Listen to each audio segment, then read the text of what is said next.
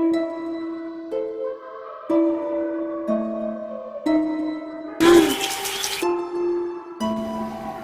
越骑越紧。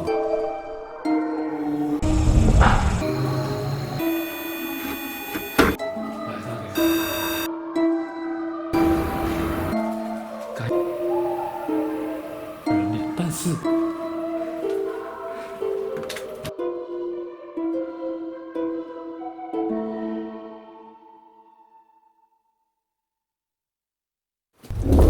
，Hello， 各位观众朋友，大家好，欢迎收看这里的灵异前线。今天出师不利，找了3个地方，3个地方都无法拍摄，因为那些地方都有一些拆掉了、养地啊等等之类的。找到第4个才能做使用、做拍摄。那今天这个地方呢，其实我本来想留到后面一点再做拍摄的，但没办法了，我要举双手投降了。而这个地方呢，其实之前电视台也有来过，我本来想拉久一点，可是因为真的找不到地方了，那就今天拍摄给大家看。废话也不多说了，我们来赶快去看。首先呢，我要带大家先进这个屋子。你看这地方变成活人的境地之后，已经杂草丛生这个样子了。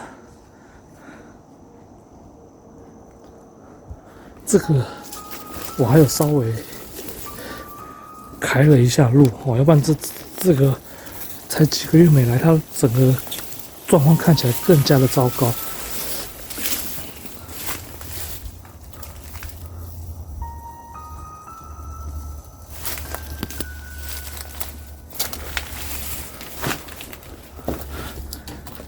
其实它还蛮大的耶。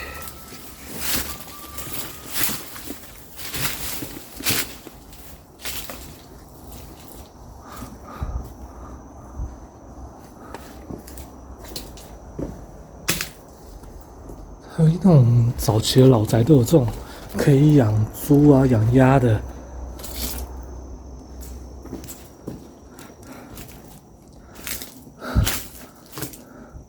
这一间。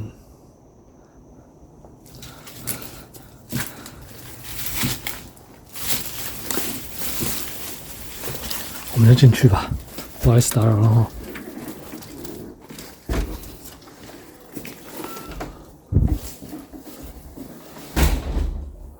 求神拜佛，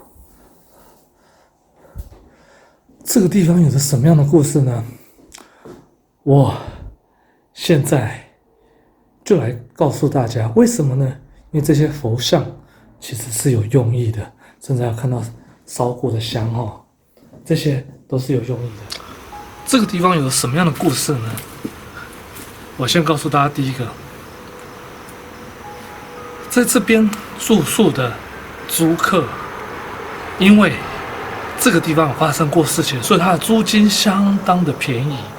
那租金相当便宜情况下，有人就会跑过来住。可是这里有个传闻，这边的租客没办法租超过1个星期。为什么呢？因为据说啦，这些租客住在这个地方的时候，常常会碰到一些怪事情。曾经有一个租客，他有出来把他的经历分享给大家，就是他住的这个房子当中，他常常听到2楼会有莫名其妙的声音产生，可是他也不以为，可是这样时间2天3天都吵得他睡不着之后，他想要去楼上看，可是问题是他才发现这个地方竟然是没有楼梯可以上去的。那他就想说，那奇怪，会不会是不是有老鼠等等之类的等等，所以他就跑去问房东，房东就说好，那他会去做处理。但第3天、第4天，这声音还是持续着。最后他有点受不了了，因为那房东也根本没有去做处理。为什么？他根本没有上2楼的楼梯嘛。那他就觉得会不会这么便宜？又之前又听说过很多人都会这样，住不到1个礼拜就搬出去，所以他就开始相信会不会是有一些好兄弟在骚扰。然后呢，他就请了一些神佛进来，可是呢，据说这些神佛还是保佑不了他。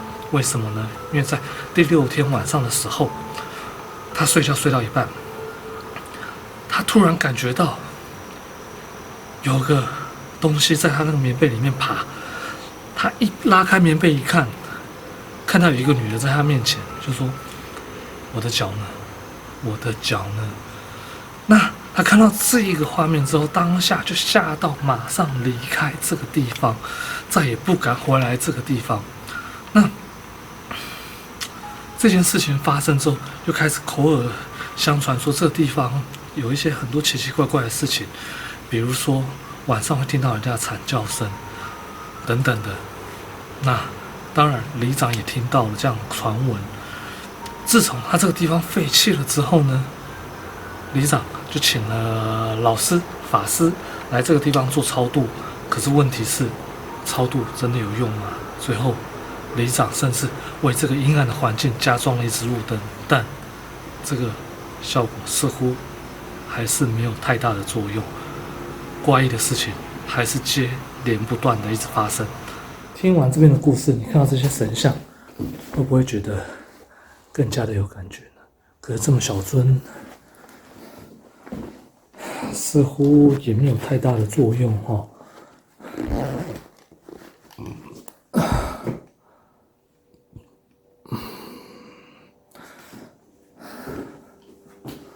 这个租给人家，假如是这个样子，你们会想租吗？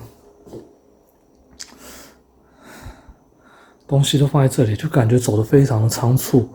因为你说以废墟来讲，它算是一个还蛮漂亮的。这还有拜过神和蜡烛的一个痕迹跟一个地方哈。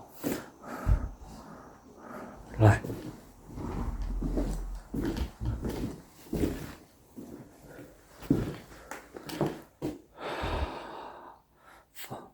还有后面写生日快乐哈。我觉得看这个就好像是往2楼的阶梯，可是外面并没有看到那个阶梯的痕迹哈。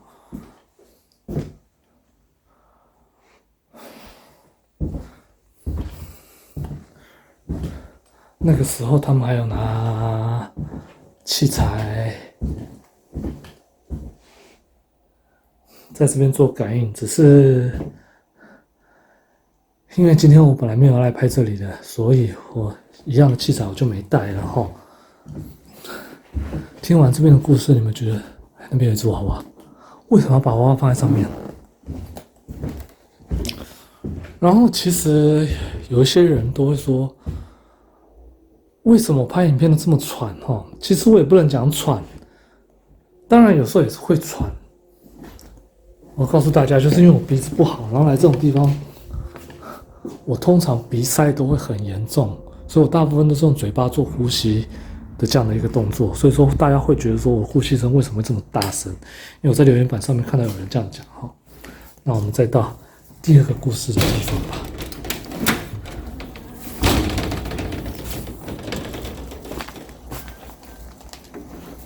你看这外面根本没有楼梯啊！他出来看的时候，他也是跟我一样满头问号，这样子。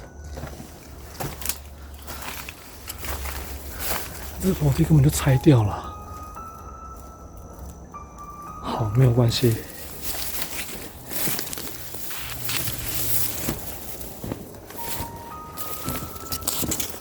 我相信大家一定会很好奇说，为什么会发生这样的一个事情？你看，这2楼就上得去，然后这是我录开场的摄影机哈，这2楼就上得去，可是旁边那边上不去，为什么？其实这里是有个秘密的，来，不好意思打扰了哈，这里是有个秘密的，但是呢，我先带大家看看这里的环境哦，存折该有的都有了。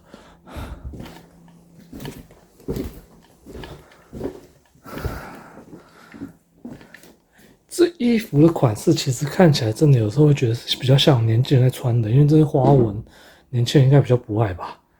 我不知道了。可是你看它皮箱确实是很有年纪的。我自己也不，我喜欢素的衣服。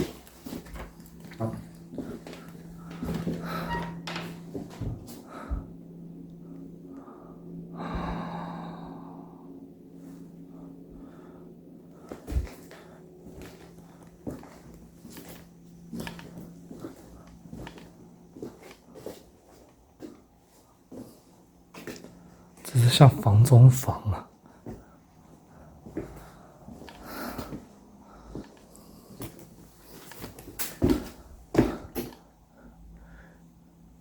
主婦の笑顔は家庭の光。好，看到这句话其实还蛮讽刺的哈，因为这翻成中文叫做“祖父的笑容是家庭之光，家庭的光”。那这边又发生什么样的故事呢？我现在来告诉大家。第二个故事呢，其实跟第一个故事是相呼应的。为什么这个人会碰到这里？为什么这个人会碰到这样的情况？为什么有一个消失2楼楼梯？其实呢，住在这个屋子里有一对老夫老妻，表面上看起来很恩爱，但实际上不然。为什么呢？因为这个她老公有一点大男人主义，当然身为她老婆，有时候在台湾来讲会叛逆一下，当然会吵架。那吵架据说有一天吵得非常非常的凶，她老公呢就一时愤怒，把他老婆给杀害了。那担心又怕被人家发现，所以呢，他把它分尸了之后，据说把脚藏在2楼。那藏在2楼之后呢，就把这楼梯打掉，那这样谁都上不去。然后这个事情完了之后，这个房就常常出现一些不可思议的状况。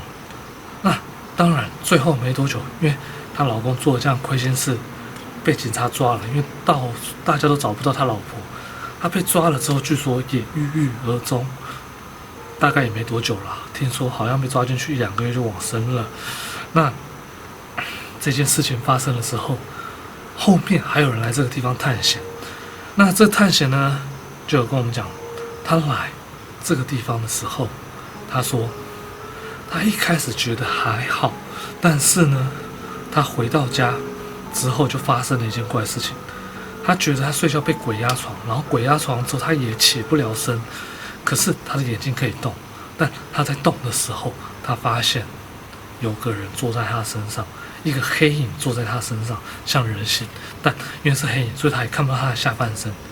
然后他就一直念佛号，佛号念完了之后，才大概快到早上吧，他才这种状况才消失。当然隔天赶快去庙里面拜拜这样子。让他把这个经验分享给我，他说这个地方装了这支路灯，做了法会，似乎也没有太大的作用。那他以后也不太敢再到这个地方来。听完这边的故事之后，不知道你的感想是什么样子？但我觉得这个是还蛮悲哀的哈。然后这地上还有什么东西啊？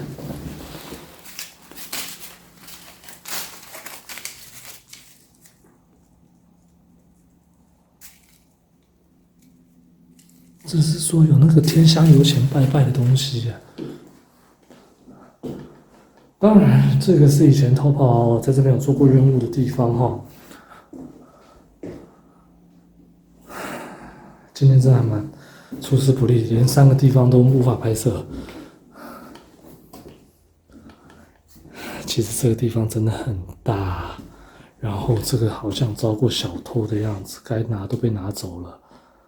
大童宝宝，这上面其实都要写名字哦。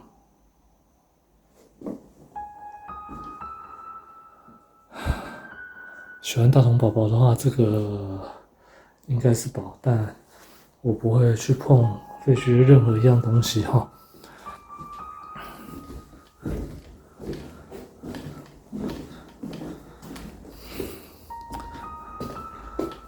其实，或许家家都有本难念的经啊，但是我觉得有时候没有必要用到这样的手段吧。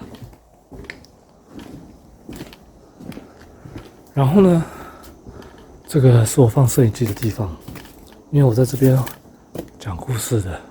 那楼上其实还有，它离传说中的2楼就更近了。但是呢，我想留到，算了，我现在就带大家上去看。啊，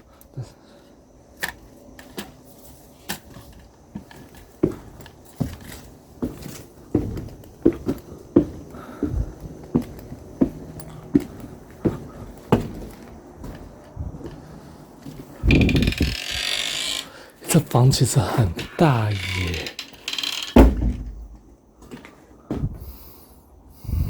这些味道不好，很重。这个地方逃跑就没有上来了。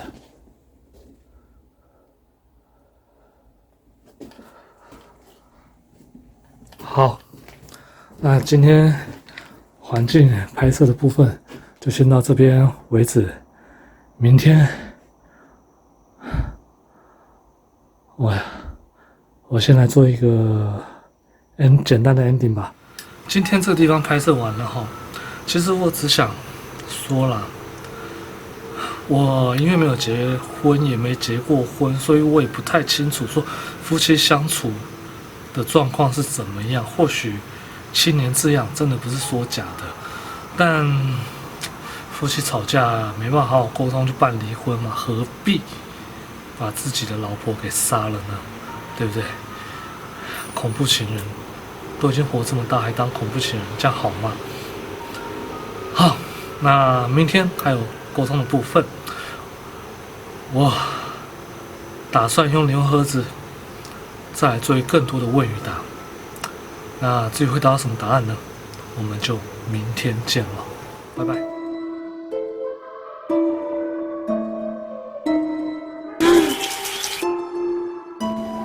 它越骑越紧。